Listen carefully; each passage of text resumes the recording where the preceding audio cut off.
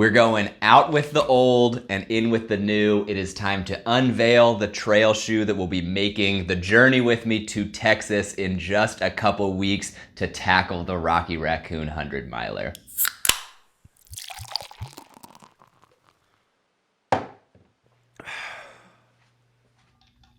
Cheers, y'all. It's Ryan from I Run on Beer here to showcase the new trail shoes that will be making their race day debut down at the Rocky Raccoon 100 miler in Houston. I will actually be flying down to Houston 2 weeks from today. Very excited. But before we unveil the new shoe, got to give a special shout out to the old trail shoe that's gotten me through so many adventures, the Ultra Lone Peak 5. I have absolutely loved these shoes.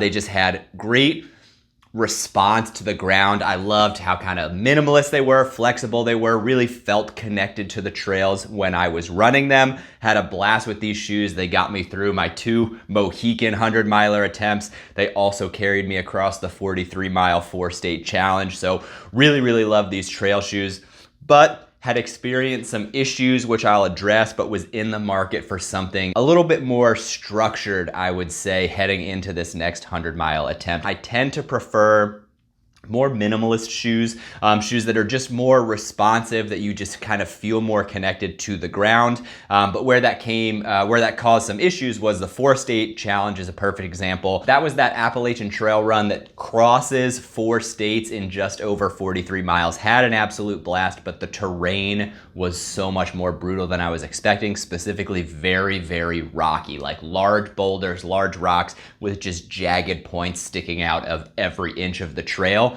And the soles of my feet were so beat up by the end of that run, because I like feeling the ground, but what that means is when the ground is all rocks, you're feeling every rock. So it was pretty sore after that. Luckily, didn't have to deal with that too much at Mohican, but at this last Mohican attempt, I did run into an issue where I actually thought I might have had a stress fracture or something in my foot. It was so painful the day after the race.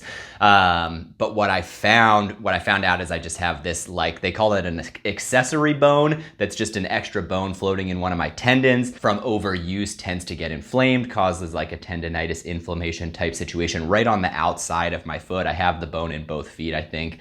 But what I found from that was actually more minimalist. It was more painful to wear more minimalist shoes. What I really need was a tighter binding shoe to give more structure to my feet. So when I said I was looking for shoes with more structure, that's what I mean, is just something that gives a little bit more stability and a little bit more structure or sturdiness in the sole specifically to protect my feet and hopefully stave off that injury. Had to give a shout out to these. Absolutely love them. They have performed wonderfully. They are not retiring yet, just retiring from this particular race, and excited to debut what's coming next. So, like I said, not looking for anything too crazy, just looking for as minimalist of a shoe as I could find. I still wanted something pretty lightweight. Comfort is really the biggest thing that I'm looking for in a trail runner, especially a shoe that I'm hoping to carry me across 100 miles. I just want to make sure that I'm going to be comfortable in that shoe for as long as possible, knowing that there's going to be discomfort in the race. So that's really what I was going for, was just feel of the shoe. How did it feel going onto my foot? That was priority number 1. But then, as I mentioned, still wanting a relatively responsive shoe, responsive sole, but one with a little bit more structure or rigidity, a little bit less flexibility to hopefully keep my foot a little bit more stable across the run. So again, hoping to prevent some of that tendonitis type feel that I experienced. So I went to my local Fleet Feet, kind of described the shoe that I was looking for, but really just said I was interested in trying on as many options as possible. Being relatively new to trail shoes, I've only ever run in the Lone Peak 5s and an older pair of Under Armour shoes I used at Bandera. So trying on everything and seeing what reigned supreme. And one, I won't say clear winner because it was very close. I will give an honorable mention to the Saucony Peregrine. That was actually the shoe I went into the store with that in mind. I'd heard great things about it. People tend to love it. And when I put it on, it had that immediate oh my God, this is so comfortable on the foot.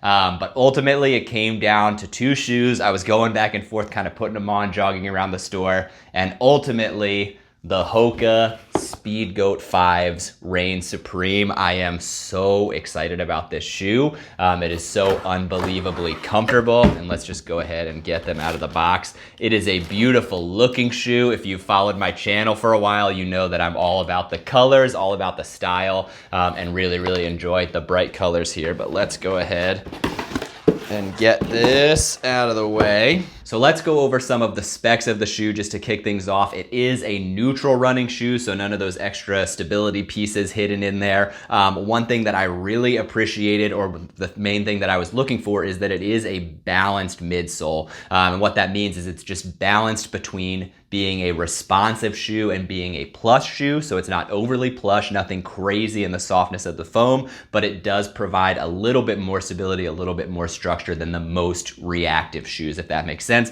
which was exactly what I was looking for, kind of a tie between that more minimal sole and that more plush sole. So a little bit of cushion, a little bit of responsiveness, hopefully the perfect combination. It is 10.3 ounces total. That's half an ounce lighter than previous models, and it's a 4mm drop from heel to toe, which is also something I look for. I tend to like a lower drop in my shoes. 4mm, absolutely in love with that. Very comfortable shoe. Now taking a look at some of the specific features, we can go ahead and start with the outsole here. It is the new Vibram Mega Grip sole. It's supposed to have really great traction, specifically on loose soil. This was less of a concern with me. Didn't need any like crazy lugs, crazy traction. Rocky Raccoon, in terms of terrain, is a relatively runnable course from what I've heard, although the roots come into play certainly, but it's relatively flat. Moving down to the midsole, this is where I think from reading they cut out most of the weight. It is a newer, lighter, compressed foam midsole.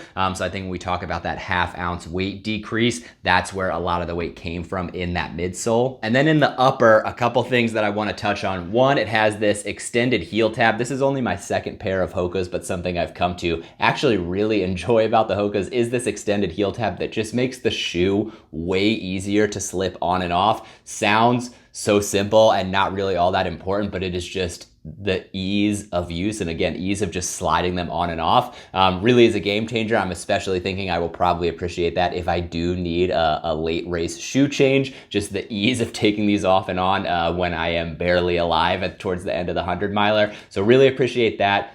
Another feature I definitely want to focus on, and something that I was looking on in the shoe, was a protective toe area. I mentioned those roots before. That is kind of the one tip or recommendation I've heard from everyone who's run Rocky Raccoon in the past, is just do not underestimate the roots. The trails are covered in them. You're going to kick them. You're going to trip over them. So wanted a little bit of extra protection in the toe, knowing that I am a person who tends to not lift my feet up as high, particularly in those later miles, and fully expecting to punt plenty of roots throughout the race. Wanted, and I know my toes will appreciate having a little bit of extra protection there. And then the last piece, these were, it sounds like, designed for not necessarily more technical trails, but to be able to handle all elements. And part of that is they have this new double layered mesh on the upper. So it does feel substantially more durable than some of the other shoes that I've worn, although it is fully mesh. I know on the Ultras it has kind of this like not necessarily plasticky material. So they have this double layer mesh, again, to make the shoe hopefully more durable during all-terrain activities. And that is the one thing that I've noticed that I won't necessarily say is a negative, but for the first time, I've taken these out for a few short, quick runs. For the first time this past weekend when I went out for a run, it didn't bother me at all when I was running, but once I finished and was walking out from the trail back to my car, immediately became aware of how sweaty my feet were. Or I guess it wasn't that initially. I was actually walking and it felt like my feet were almost like waterlogged, like I had walked through a puddle or something like that. Not that intense, but I was like, my feet feel kind of damp, like that's very weird. And then looking down, I could actually see the sweat having absorbed in some of the parts of the mesh.